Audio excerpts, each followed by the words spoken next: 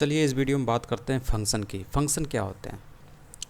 तो फंक्शन का इस्तेमाल हम लोग तब करते हैं जैसे कि मान लीजिए हमारा एक प्रोग्राम है और उसमें किसी पर्टिकुलर काम को करने के लिए कई बार हमें बार बार एक ही कोड लिखना पड़ रहा है। तो हम क्या काम कर सकते हैं, उस पर्टिकुलर कोड को यानी इस पर्टिकुलर सेट ऑफ इंस्ट्रक्शंस यानी सेट ऑफ कोड को उस फंक्शन में डाल देते हैं और जहाँ भी उस कोड की ज़रूरत पड़ती है, उस सेट ऑफ इंस्ट्रक्शंस की ज़रूरत पड़ती है पर्टिकुलर काम कराने के लिए, तो हम उस फंक्शन को कॉल कर लेते हैं। तो एक बार हम कोड लिखते हैं और उसको जगह जगह इस्तेमाल कर सकते हैं फंक्शन को कॉल करके। तो इस कोड को हम लोग क्या काम करते हैं, उस कोड को हम लोग पर्टिकुलर फंक्शन में डाल देते हैं। तो इसीलिए फंक्शन का इस्तेमाल किया जाता है और इससे बड़ी से बड़ी प्रॉब्लम्स को हम लोग सॉल्व कर सकते हैं। अगर बड़ी प्रॉब्लम को हम लोग छोटे छोटे वर्क में डिवाइड कर दें तो हर एक वर्क के लिए जो कोड रिस्पॉन्सिबल होगा उस कोड को हम लोग किसी न किसी फंक्शन से अटैच कर देते हैं या फिर फंक्शन में डाल देते हैं। और जहाँ भी उस वर्क को हमें ज़रूरत पड़ती है, उस वर्क की ज़रूरत पड़ती है, तो उस फंक्शन को हम लोग कॉल कर लेते हैं। तो इस तरीके से फंक्शन हमारी मदद करता है जिससे हमें कोड जो है एक्स्ट्रा नहीं लिखना पड़ता, बार बार नहीं लिखना पड़ता है, डुप्लीकेट कोड जो है रिमूव हो जाता है, हमारा कोड भी क्लीन हो जाता है। और इसका फ़ायदा ये होता है कि अगर आपका बड़ा प्रोग्राम है तो उसमें अगर कोड डुप्लीकेशन की प्रॉब्लम है तो ये कोड डुप्लीकेशन की प्रॉब्लम भी इससे हट जाती है और आपका कोड एकदम क्लीन दिखता है। अब जैसे कि ये है, इस चीज़ को आपको प्रिंट करना, तो आपने यहाँ पे प्रिंट फंक्शन का इस्तेमाल किया जो कि इनबिल्ट फंक्शन है, बिल्ट इन फंक्शन है। और यहाँ पर इसका काम है इस वैल्यू को यहाँ स्क्रीन पे डिस्प्ले कराना, प्रिंट फंक्शन का काम है। तो मान लीजिए हम लोग इसको प्रिंट कराते हैं और 2-4 लाइनें और इसको कर लेते हैं। तो आप देखेंगे आपने इसे इस वैल्यू को यहाँ पर प्रिंट कराना चाहते हैं और 3 बार प्रिंट कराना चाहते हैं तो आपको 3 बार ये लिखना पड़ता है, ठीक है। तो एक प्रकार से कोड डुप्लीकेशन आ गया, मतलब आपका कोड क्लीन नहीं है, इसमें एक ही टेक्स्ट को, एक ही स्टेटमेंट को आपने 3 बार लिखना पड़ा। तो इसमें अगर आपका जो आउटपुट आएगा वो 3 बार लिखा हुआ तो दिखाई देगा, लेकिन ये कोड जो है अच्छा नहीं माना जाता। तो इसी को फंक्शन के ज़रिए कैसे किया जा सकता है, तो यहीं पर हम लोग फंक्शन का इस्तेमाल कर सकते हैं। तो इस टाइप में जितने सेट ऑफ इंस्ट्रक्शंस होते हैं जो कि पर्टिकुलर टास्क से संबंधित होते हैं, तो उस टास्क को करने के लिए हम लोग फंक्शन का इस्तेमाल कर सकते हैं।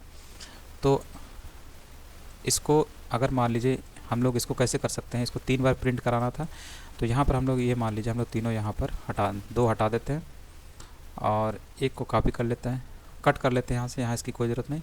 और एक फंक्शन बनाते हैं मेन के बाहर और फंक्शन का नाम रख देते हैं, इसका कुछ भी नाम रख देते हैं, मान लीजिए मैंने AR भी रख दिया, ठीक। और इसके बाद यहाँ पर ये फंक्शन इस टाइप में लिखा जाता है। तो फंक्शन लिखने के लिए इसका सिंटेक्स क्या होता है, सबसे पहले आपको फंक्शन का नाम लिखना होता है और उसके बाद पैरेंथेसिस, इस पैरेंथेसिस में हम लोग पैरामीटर पास करते हैं और उसके बाद ये फंक्शन की बॉडी है। तो यहाँ पर उसी कोड को लिख लेते हैं जो हम लोगों ने यहाँ से उठाया था। अब यहाँ पर आपको क्या काम करना है, सिंपली आपको इस फंक्शन को कॉल करना है। तो इसे कॉपी करते हैं और यहाँ पे लिख देते हैं, ठीक। तो अब क्या होगा, ये जब कोड चलेगा, हाँ, इसके लास्ट में आपको ये सेमीकोलन भी लिखना है, स्टेटमेंट एंड वाला। तो ये फंक्शन की कॉलिंग है, जब इसमें सबसे पहले कंट्रोल आता है तो उसको फंक्शन कॉलिंग दिखती है। फंक्शन की कॉलिंग से क्या होता है, कंट्रोल यहाँ पर फंक्शन की बॉडी में आता है। फंक्शन की बॉडी कहाँ से कहाँ तक है, इस ARB नाम के फंक्शन की बॉडी यहाँ से यहाँ तक, इसके बीच में यही बॉडी है। इसके बीच जो भी कोड होगा इसको एग्जीक्यूट कर दिया जाएगा। तो आप देखेंगे ये जैसे चलता है तो ये वाला फंक्शन रन होता है, यानी कि इसका ये जो कोड होगा ये एग्जीक्यूट होगा और आपको यहाँ पर ये लाइन दिखेगी। तो आप देखेंगे ये वाला यहाँ पर एक बार आपको हेलो हाउ आर यू ये दिखेगा, ठीक। अब इसको अगर आप यहाँ पे 3 बार लिख देते हैं, ठीक है, तो 3 बार आपको यहाँ पे कॉलिंग होती हुई दिखेगी। अब आप इसको करेंगे तो आप देखिए आपको इतना कोड, लंबा कोड यहाँ पर नहीं लिखना पड़ा, बल्कि एक बार आपने ये फंक्शन में डिफ़ाइन कर दिया और उसके बाद आप यहाँ से उसको जब भी कॉल करेंगे तो आपको यहाँ पर उसका आउटपुट यहाँ पे दिखता है 3 बार। तो यही होता है फंक्शन का काम। तो इस तरीके से फंक्शन हम लोग इस्तेमाल कर सकते हैं। जो काम ये आप यहाँ पर लिख कर रहे थे मेन के अंदर 3 बार लिख कर, उसी लाइन को यहाँ पर एक बार डिफ़ाइन कर दिया गया, उसी लाइन को फंक्शन के अंदर डाल दिया गया और फंक्शन को कॉल करके हम लोग उसको इस्तेमाल कर सकते हैं। अब इसके बाद देखते हैं कि फ़ंक्शन का सिंटेक्स क्या होता है। इस टाइप में जितने भी कोड होते हैं जिनको एग्जीक्यूट कराना है तो उनको हम किसी न किसी फंक्शन के अंदर डाल देते हैं और फंक्शन को कॉल करके हम लोग उसको एग्जीक्यूट करा लेते हैं। तो यहाँ पे 2 चीज़ें होती हैं, एक तो फंक्शन की कॉलिंग होती है ठीक, इस टाइप में ये फंक्शन की कॉलिंग है। तो अभी ये दोनों लाइनें हम लोग हटा देते हैं। तो ये जो है फंक्शन की कॉलिंग है और ये फंक्शन की बॉडी है, यानी फंक्शन की डिफिनीसन है। अब यहाँ पर एक चीज़ और आती है, इसका रिटर्न टाइप। क्योंकि ये सिंटेक्स है, ये तो फंक्शन का नाम होता है, यहाँ पर आप कुछ भी लिख सकते हैं। रिटर्न टाइप में क्या होता है, जस्ट इसके पहले आपको लिखना पड़ता है यहाँ पर। जैसे कि हम लोग इसका रिटर्न टाइप लिख देते हैं स्ट्रिंग। तो यहाँ पर जो ये रिटर्न टाइप है, ये बता रहा है कि अगर इस फंक्शन को एग्जीक्यूट किया जाएगा, इस फंक्शन को, तो कुछ ना कुछ इस फंक्शन से रिटर्न किया जाएगा। यानी कि ये फंक्शन कुछ ना कुछ वापस लेके जाएगा। जब इस फंक्शन को कॉल किया जा रहा है तो कुछ ना कुछ यहाँ से वापस लेके जाएगा। तो वापस भेजने के लिए यहाँ पर हम लोग एक रिटर्न कीवर्ड इस्तेमाल करते हैं। और यहाँ पर हम लोग कोई ना कोई स्ट्रिंग लिख लेते हैं। तो जैसे कि मान लीजिए कुछ स्ट्रिंग लिख लेते हैं, आई एम फाइन लिख लेते हैं, और यहाँ पर सेमीकोलन। ठीक, तो ये जो लाइन है, ठीक, ये लाइन यानी ये जो स्ट्रिंग वैल्यू है, ये रिटर्न होगी। किसको रिटर्न होगी? जिसने इस फंक्शन को कॉल किया होगा। इस फंक्शन को कॉल किसने किया? इसने कॉल किया। तो इसी जगह पर ये वाली वैल्यू जाकर बैठ जाएगी। ये जो वैल्यू है इसी जगह पर आके बैठ जाएगी। ठीक है, और ये स्ट्रिंग जो होता है ये यही बता रहा है कि इस फंक्शन से जो चीज़ रिटर्न हो रही है उसका टाइप क्या है। रिटर्न क्या हो रहा है? केवल इतना पोर्शन रिटर्न हो रहा है, यानी स्ट्रिंग वैल्यू रिटर्न हो रही है, इसीलिए आपने यहाँ पर स्ट्रिंग लिखा हुआ है। ये रिटर्न का टाइप होता है। ठीक है, तो ये स्ट्रिंग टाइप की, इसलिए आपने यहाँ स्ट्रिंग लिखा। अब यहाँ पर जब ये रिटर्न कीवर्ड लिखा है और ये चीज़ रिटर्न होगी तो ये चीज़ जाकर यहाँ पर आएगी, क्योंकि इसी ने इस फंक्शन को कॉल किया है। तो जब ये यहाँ पर आएगा तो यानी कि हमें इसे स्टोर भी करना पड़ेगा किसी न किसी वेरिएबल में। तो हम लोग एक वेरिएबल बना लेते हैं var से, मान लीजिए ARVIN, इस नाम का एक वेरिएबल बना लिया। ठीक, तो ये चीज़ यहाँ पर आई और इसी चीज़ को स्टोर कर लिया गया इस वेरिएबल में। ठीक है, फिर उसके बाद हम लोग इसका इस्तेमाल कर सकते हैं, अपने प्रिंट फंक्शन में कर सकते हैं, कहीं भी कर सकते हैं, जहाँ भी करना हो। तो इससे क्या होगा, जब इस फंक्शन को, जब सबसे पहले कंट्रोल वर्किंग देखिए कैसे काम करता है। सबसे पहले कंट्रोल जब मेन के अंदर आता है, मेन ही सबसे पहले एग्जीक्यूट होता है, तो क्या होगा, इस लाइन को जब वो रीड करेगा तो पहले उसको फंक्शन की कॉलिंग मिलेगी। फंक्शन की कॉलिंग मिलने से कंट्रोल यहाँ पर आएगा और इस फंक्शन को, ARV नाम के फंक्शन को एग्जीक्यूट करेगा। यानी कि इस कर्ली ब्रैकेट से इस कर्ली ब्रैकेट के बीच जो भी कोड पड़ा है इसको एग्जीक्यूट करना उसका काम है। तो सबसे पहले इस लाइन को एग्जीक्यूट करेगा, तो इसका जो आउटपुट है प्रिंट से, इसका जो आउटपुट है यहाँ पर डिस्प्ले हो जाता है। उसके बाद क्या होता है, ये जो रिटर्न कीवर्ड लिखा है इसके ज़रिए इस स्ट्रिंग वैल्यू को भेज दिया जाता है कहाँ पर, जिसने इस फंक्शन को कॉल किया होगा। तो इस फंक्शन को कॉल किसने किया? इसने किया है, यहाँ से कॉल हुई है, तो ये वैल्यू जाकर यहाँ पे बैठ जाती है। ठीक है, जिसको हम लोग स्टोर कर लेते हैं इस ARVIN नाम के वेरिएबल में। फिर उसके बाद इस वेरिएबल में पड़ी हुई वैल्यू को जब हम प्रिंट कराते हैं तो इस तरीके से करते हैं। और आपको यहाँ पर क्या दिखाई देगा, जब हम इसे रन कराएंगे तो एक तो लाइन ये वाली दिखेगी जो कि इस प्रिंट से हुई है, दूसरी लाइन आपको आई एम फाइन जो है वो इससे दिखाई देगी। ARVIN नाम के वेरिएबल में पड़ी हुई जो वैल्यू है आई एम फाइन, वो आपको इससे दिखाई देगी। तो आपको दो लाइनें दिखाई देंगी। तो यहाँ देखिए हो गया। तो इस तरीके से आपने देखा कि फंक्शन काम करता है। अब इसी के बाद मान लीजिए यहाँ पर ये जो पैरेंथेसिस है इसमें हम लोग, मतलब ये तो फंक्शन का नॉर्मल तरीका था कि जिसमें हम लोगों ने इस फंक्शन में कोई इनपुट नहीं डाला है। ठीक है, इनपुट पहले से यहाँ पर पड़ा हुआ है, लेकिन हम इनपुट यहाँ से पास करना चाहते हैं। तो पास करने के लिए हम यहाँ से पास कर सकते हैं इसको। जैसे कि मान लीजिए इस लाइन को हटा देते हैं और इसको एक वेरिएबल में डाल देते हैं और उसी वेरिएबल की वैल्यू को हम लोग इस फंक्शन के अंदर पास करेंगे। तो इसको हटा देते हैं यहाँ से और यहाँ पर एक वेरिएबल ले लेते हैं AR नाम का और इसके अंदर इसी वैल्यू को डाल देते हैं।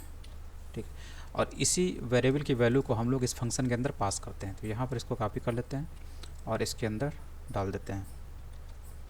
ठीक, और इस लाइन को यहाँ से हटा दें तो ये क्या हो गई, प्योर कॉलिंग हो गई फंक्शन की। ठीक, तो इसकी वैल्यू को इसके अंदर यानी फंक्शन के अंदर डाला जा रहा है, भेजा जा रहा है फंक्शन की कॉलिंग के साथ। ठीक, और यहाँ पर हम लोग इसको भी हटा देते हैं इस लाइन को। और यहाँ पर ये इस वैल्यू को जब भेजा जा रहा है तो ये AR जो है किस टाइप की है, AR किस टाइप का होगा, तो ये स्ट्रिंग वैल्यू है, तो ये स्ट्रिंग डिसाइड करेगा क्योंकि ये अगर VAR लिखा यानी कि कंपाइलर डिसाइड करता है कि किस टाइप की इसमें वैल्यू पड़ी हुई है। तो यहाँ पर आप क्या लिख सकते हैं, आप लिख सकते हैं स्ट्रिंग, ठीक, लिख सकते हैं, कोई एरर भी नहीं होगी इससे। और यहाँ पर आप कोई भी वेरिएबल लिख दीजिए, मान लीजिए हम लोग ATR लिखते हैं, क्योंकि AR क्या है, AR की वैल्यू आएगी ये वाली और ये जाकर इसमें स्टोर हो जाएगी, ठीक है। और इसका हम लोग यहाँ पे इस्तेमाल कर सकते हैं। सपोज हम लोग यहाँ पे लिख देते हैं और इसका हम लोग इस वेरिएबल में कौन सी वैल्यू आ रही है, जो कि AR से आ रही है, ठीक, क्योंकि जब फंक्शन को कॉल किया गया तो फंक्शन के कॉलिंग में हम लोग इस पैरामीटर को भी पास कर रहे हैं, ठीक है। तो ये क्या है, एक पैरामीटर है जिसको हम लोग इस फंक्शन के अंदर पास कर रहे हैं, यानी एक वेरिएबल है, इसकी वैल्यू को हम लोग पास कर रहे हैं इस फंक्शन के अंदर। जब हम लोग कॉल करते हैं तो कॉलिंग के समय इसकी वैल्यू भी आती है, तो ये वैल्यू को हम लोग स्टोर करते हैं। इसमें जो पड़ी हुई वैल्यू है इसको हम लोग किसी वेरिएबल में इसमें स्टोर कर लेते हैं, ठीक, क्योंकि जब फंक्शन कंट्रोल जब यहाँ पर आएगा तो इसकी जो वैल्यू है इसमें आके स्टोर होगी। फिर इसी को हम लोग इस्तेमाल कर सकते हैं ATR को, ठीक है। तो यहाँ पर हम लोग इस वेरिएबल की वैल्यू को यानी पैरामीटर की वैल्यू को यूज करना चाहते हैं, इस वैल्यू को यूज करना चाहते हैं, तो हमें कैसे करना पड़ेगा, इसके पहले हम लोग यहाँ पर लिख देते हैं $। और यहाँ पर आपको ये भी हटाना पड़ेगा, इसलिए क्योंकि ये कोई चीज़ रिटर्न नहीं कर रहा है, ठीक। तो क्या होगा, इसकी वैल्यू को आप यहाँ पर इस्तेमाल कर पा रहे हैं। तो इस तरीके से आपने यहाँ से भेजा, ठीक है, यहाँ पर आया, रिसीव हुआ, और इसके अंदर कौन सी वैल्यू आई, जो AR में वैल्यू पड़ी हुई है वही, यानी कि ये वाली, ठीक है। तो इसी चीज़ को हम लोग यहाँ इस्तेमाल कर पा रहे हैं। इससे हम लोग एक्सेस कर लेते हैं, जब भी $। लगाते हैं किसी वेरिएबल के पहले तो उसकी वैल्यू को हम लोग एक्सेस कर सकते हैं। तो जब आप इसको रन कराएंगे तो आपको इतनी लाइन तो दिखती ही है, और साथ में ATR की वैल्यू भी दिखेगी, जो कि इस फंक्शन के कॉलिंग के समय भेजी गई थी, यानी कि I am fine, जो कि आपके AR नाम के वेरिएबल में थी, ठीक है। तो इस तरीके से हम लोग फंक्शन को पास करते हैं। और सपोज इसके साथ एक और हम लोग वेरिएबल पास करना चाहते हैं, मान लीजिए यहाँ से अगर हम लोग यहाँ से इसको हटा दें, एक तो स्ट्रिंग हो गया और दूसरा हम लोग मान लीजिए यहाँ से 12 पास करना चाहते हैं, ठीक। तो यहाँ से भी हम लोग लिख लेते हैं, यहाँ से हम लोग क्या लिखते हैं, INT, क्योंकि 12 कैसा है, INT है। तो इसको हम लोग किसी में सेव कर लेते हैं, मान लीजिए ER में सेव कर लेते हैं, ठीक है। और इसको यहाँ पर इस्तेमाल भी कर लेते हैं, $ER, ठीक। तो क्या होगा, यहाँ से आपने 2 पैरामीटर पास किए, एक AR जिसकी वैल्यू ये है और एक 12, ठीक। तो AR जो है इसमें जो वैल्यू पड़ी हुई वो ATR में आ जाएगी, क्योंकि ये किसका टाइप, क्या स्ट्रिंग टाइप का, और भी AR से कंपाइलर क्या डिसाइड करता है, ये स्ट्रिंग टाइप की वैल्यू है AR में, तो ये इसमें जाएगी। और ये 12 जो है ये इंटीजर टाइप की है, तो ये ER में जाएगी। जहाँ और उसके बाद क्या होता है कि इन दोनों में जो वैल्यू रिसीव होती है उन दोनों को हम यहाँ पे इस्तेमाल कर रहे हैं, उनके पहले $। लगा के, ठीक। तो आपको यहाँ पर क्या दिखेगा, I am fine और 12 दिखाई देगा आगे, ठीक। इस तरीके से किसी फंक्शन में आप आर्गूमेंट या वैल्यू पास कर सकते हैं। इसके बाद इस फंक्शन में कुछ आपको इस फंक्शन की नेमिंग और ये जो आपके पैरामीटर होते हैं इनको पैरामीटर बोलते हैं, और यहाँ पे जो पास किए जा रहे हैं इनको क्या बोलते हैं, आर्गूमेंट या वैल्यू बोलते हैं, ठीक। तो ये जो पैरामीटर हैं इनकी नेमिंग का कन्वेंशन ये है, इसको आपको लोअर कैमल केस में लिखना है। लोअर कैमल केस का मतलब होता है ये आपका शुरू का वर्ड जो है लोअर में रहेगा, और उसके बाद आपको यहाँ से कैपिटल से लिखना है। मान लीजिए हम लोग AT लिखते हैं, ATD लिखते हैं, तो ये देखिए अगला जो वर्ड है उसकी शुरुआत कैपिटल से हुई है, ठीक है। तो ये आपका क्या है, लोअर कैमल केस है।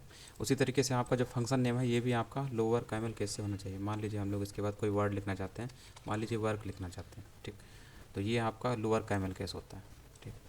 जो भी वर्ड आप अटैच करते हैं फंक्शन के नेमिंग में, फंक्शन का नेम भी इस टाइप का होना चाहिए कि आपका जो वर्क है उस फंक्शन के नेमिंग से मैच करता हुआ दिखाई दे, ठीक।